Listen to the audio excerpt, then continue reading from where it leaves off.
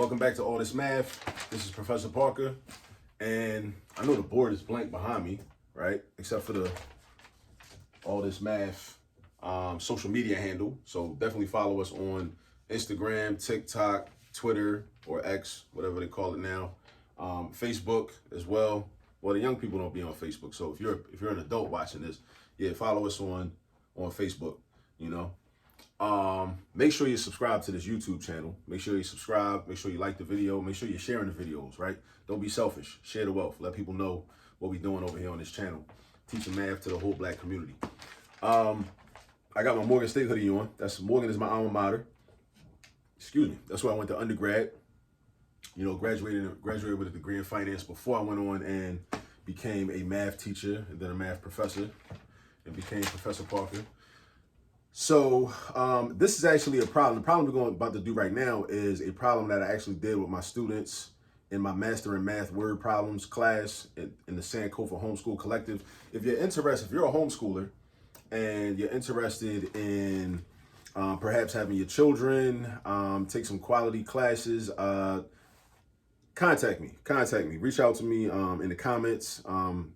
Let me know that you're interested in getting information on the Sankofa Homeschool Collective, and I can direct you to the proper people. It's a lot of great content, a lot of great classes on that homeschool platform that you probably would be interested in. But you know, just reach out to me. But as I said, this is one of the problems that we actually worked out in class. So I'm going to work it out again, you know, for your benefit, and also for their benefit as well, so that they can have a video to reference when they want to, you know, do these types of problems. So what we were doing is we were doing problems involving the Pythagorean theorem, or the so-called Pythagorean theorem, because we know Pythagoras was a Greek that studied in Africa. He went to Africa, studied, learned about many things mathematical, including a squared plus b squared equals c squared. But then the Europeans named the formula after him, which is fine. I'm not mad at them. That's what they're supposed to do, you know. But it's important for us to know the truth and know the true history of a squared plus b squared equals c squared. We understand that our ancestors arrived at that and recognized that pattern in nature and used it for many things. All right, so the first problem, you can see the problem in the description notes underneath of the video. All right, I'm going to read it out loud. The first problem says that the bottom of a ladder must be placed 3 feet from a wall, and the ladder is 10 feet long. How far above the ground does the ladder touch the wall? All right, so the first time you read that, for a lot of people, it's going to seem confusing. It will seem confusing for me, right? So with word problems, I always say this on all my videos, all the word problem videos, read the problem at least 3 times. Read the problem at least 3 times. Another thing that I highly recommend with word problems, always draw pictures, because a picture tells 1,000 words, all right? So draw pictures, you know what I'm saying? So let's draw a picture. It's talking about a ladder, it's talking about a wall, and it's talking about the ground. So we got a ladder, we got a wall, and we got the ground. A ladder, a wall, and the ground. So if we got a wall, we probably got a house, right? There's probably somebody trying to do some roofing work, you know what I'm saying? I'm speculating, but the beauty of it is, in a word problem, you can speculate all you want. You can make up your own story. You can get creative. And I suggest that. I highly recommend that. When you're encountering word problems, what you should do is try to create a narrative around the word problem, right? Give the word problem some life, you know, create a story around the word problem, you know? So I'm imagining that somebody is trying to, you know, do some roofing work. So they're trying to, or maybe they're trying to do some work on some windows, you know, outside of the house, right? Or maybe they're trying to do some work with the bricks on the side of the house or the face of the house or whatever, right? So I'm gonna draw like the side of a house. All right, bear with me. This ain't gonna be no like major artistic feat. You know what I'm saying?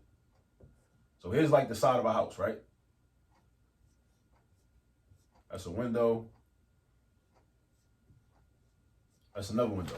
So this is the side of a house, right? So that means this is my wall. This is my wall right here. This is my wall. All right. And then the problem says that the bottom of a ladder must be placed 3 feet from a wall. So here goes, the bottom of the ladder is going to be on the ground, right? The bottom of the ladder is going to be on the ground, right? It's not going to be floating in the air. It's going to be on the ground. So here's the ground, right? And let's say 3 feet from there. Let's say 3 feet is like right here. Boom.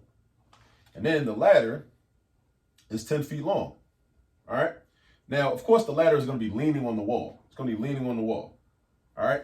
So then I'm going to draw another line going like this. There we go. So this is my ladder. So this is my ladder.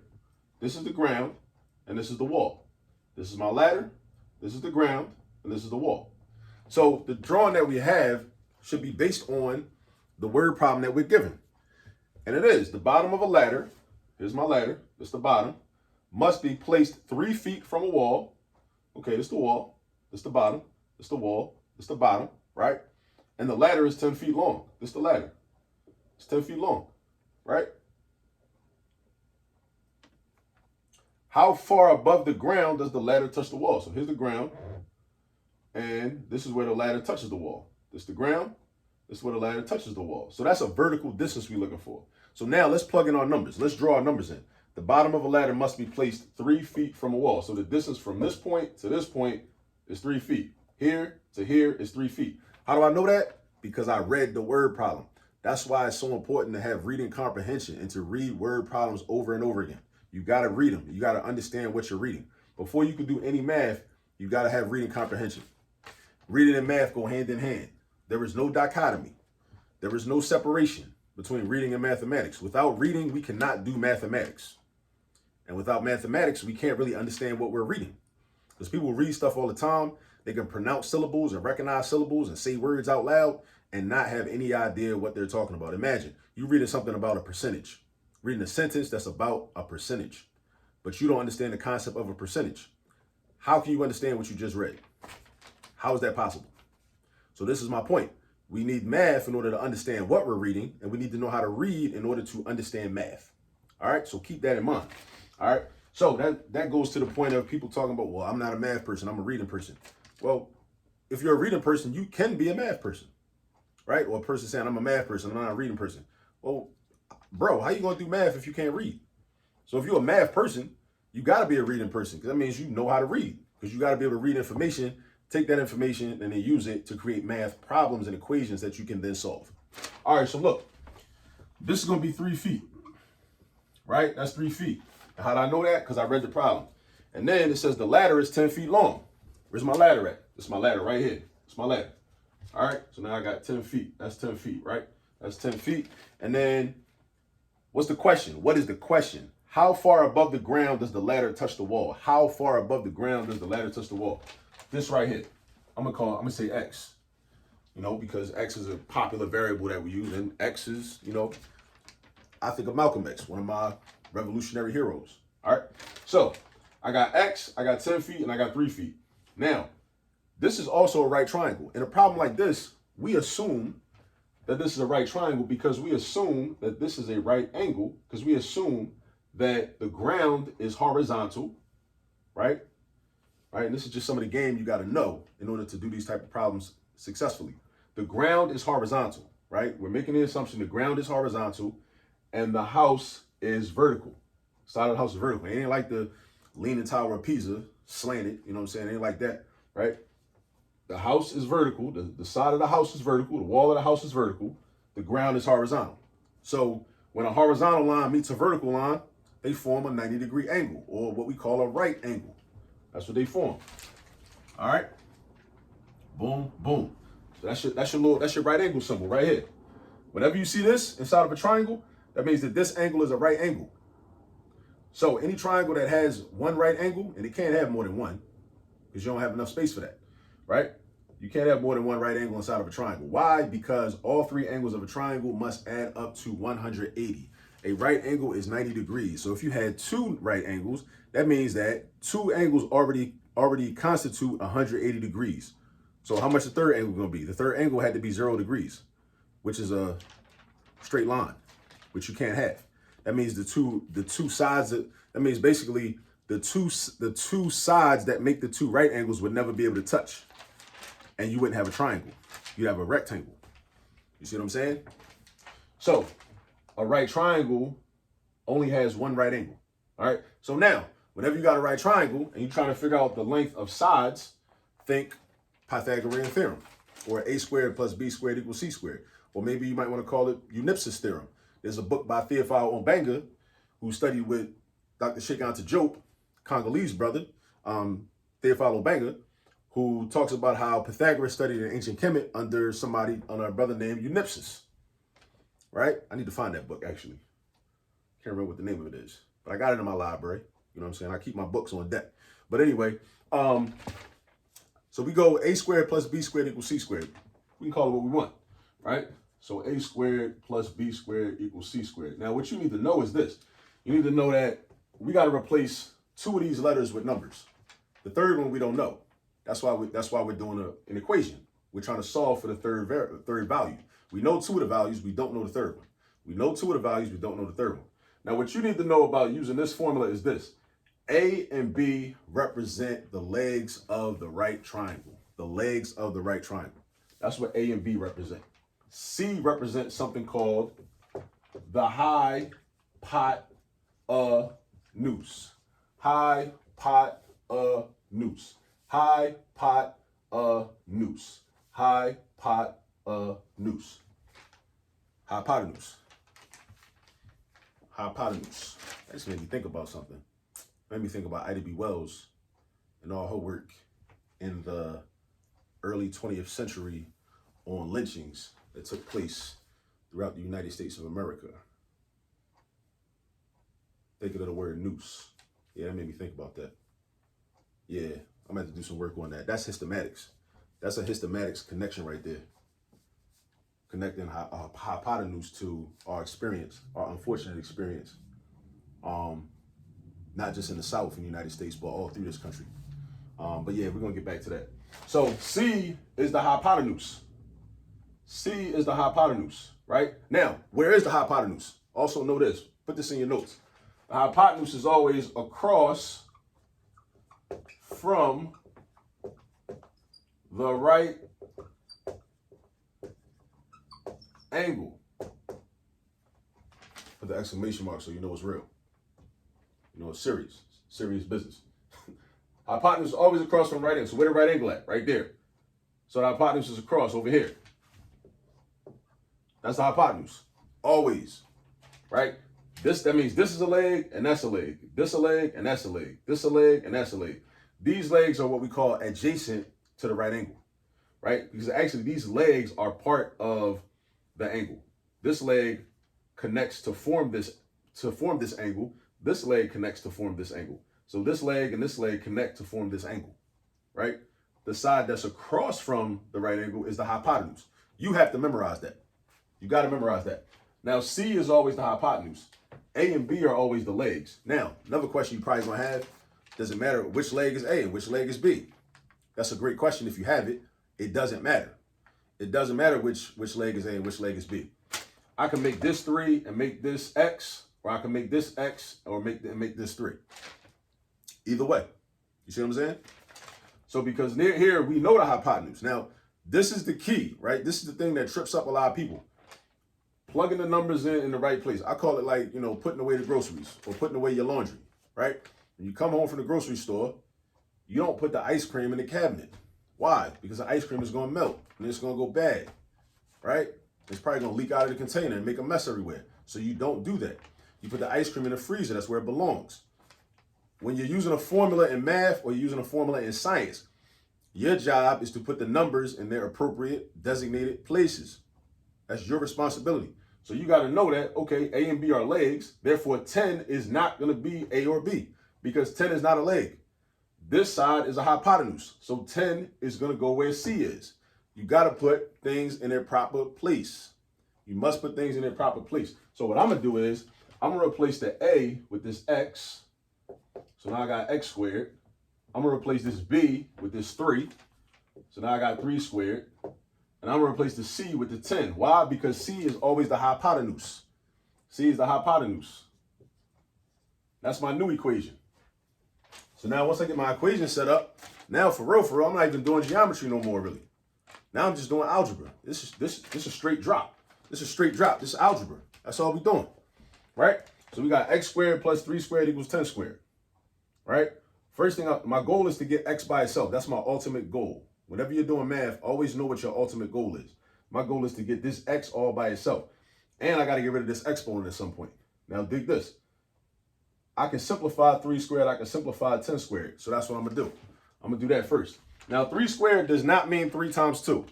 It does not mean 3 times 2. Watch this. Watch this. Now why is that a 9? Why is that 100? Whenever you see somebody doing math problems on the board, always make sure you know what they did and why they did it. And you know where the numbers went. Like, where'd that 3 go? Where'd that 2 go? Right? 3 to the second power is like an abbreviation for 3 times 3. That's all it is. It's an abbreviation for 3 times 3. It's called exponential form, right? Expanded form would be if we wrote this out. 3 to the second power is the same thing as writing a multiplication sentence where this factor, 3, also known as a base, right, is multiplied out and is present this many times. So if it's present twice, that means we got 3 times 3, which is 9. It's not 3 times 2. 10 squared, or 10 to the second power, is not 10 times 2. That means we have a multiplication sentence where 10 is present 2 times. So 10 times 10, because that's 2 tens, equals 100. So we have to know what exponents mean, and we have to know how to use exponents. All right? So now we got x squared plus 9 equals 100. So now I'm trying to get x squared by itself on the left side of the equation. So I got to get rid of the 9. How do I get rid of the 9? Do the opposite operation from what 9 is involved in. 9 is being added. 9 is positive. The opposite of adding 9 is subtracting 9. So you're going to subtract 9. But in an equation, we need to be balanced. So if I subtract 9 on the left side of the equation, I got to also subtract 9 on the right side of the equation. Boom, boom. 9 minus 9 is 0. Bring the x squared down. Let's come down here. See what I'm doing? I bring the equal sign down. What's 100 minus 9? We got to know basic arithmetic. 100 minus 9 is 91. So x squared is equal to 91, right? X squared is equal to 91. So now we got to get rid of this 2. This is my exponent. We do the opposite. The opposite of squaring something or taking the square or raising something to the second power is taking the square root of something. So watch this. Switch my colors up. Oh, you know what? Let's do this. X squared is equal to 91. I'm going to write it over again. Then I'm going to grab my red marker for emphasis. So now we got the square root of x squared is equal to the square root of 91. Now, technically, this should say plus or minus. But because we're dealing with an actual tangible length in x, this can't be a negative length. So we basically disregard the negative value in this situation. All right? But when we're doing problems that are more abstract, we would consider the negative value. Because normally we would put a plus or minus sign in front of here because technically the negative value, if it was squared, would also equal positive 91. Because a negative times a negative equals a positive. But that's a conversation for another time. All right, so now we got x squared is equal to, you know what? I need my calculator. Hold tight, hold tight, hold tight.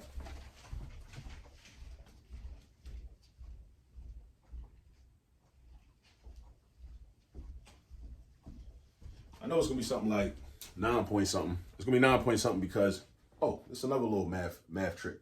I know it's going to be 9 point something because 91 is not a perfect square. So I got my calculator now. I'm prepared now. So 91 is not a perfect square. But think of, when you find yourself in a situation like this, all you got to do is think about what are the closest perfect squares to 91, right? What's the perfect square above 91? What's the perfect square below 91? The perfect square below 91 is 81. The perfect square above 91 is 100.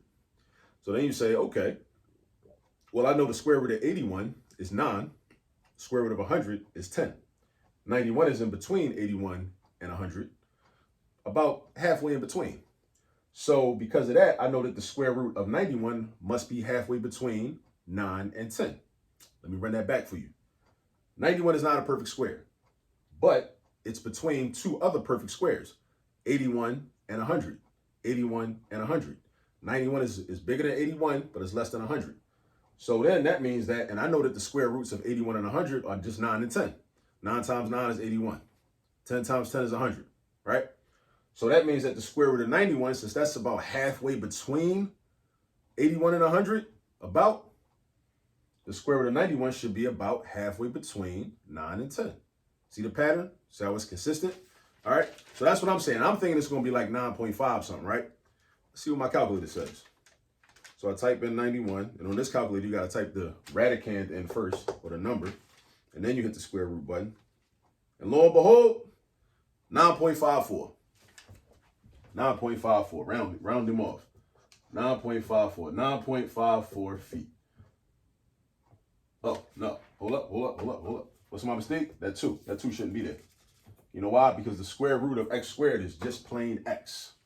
The square root of x squared is just plain x. So we got 9.54 feet.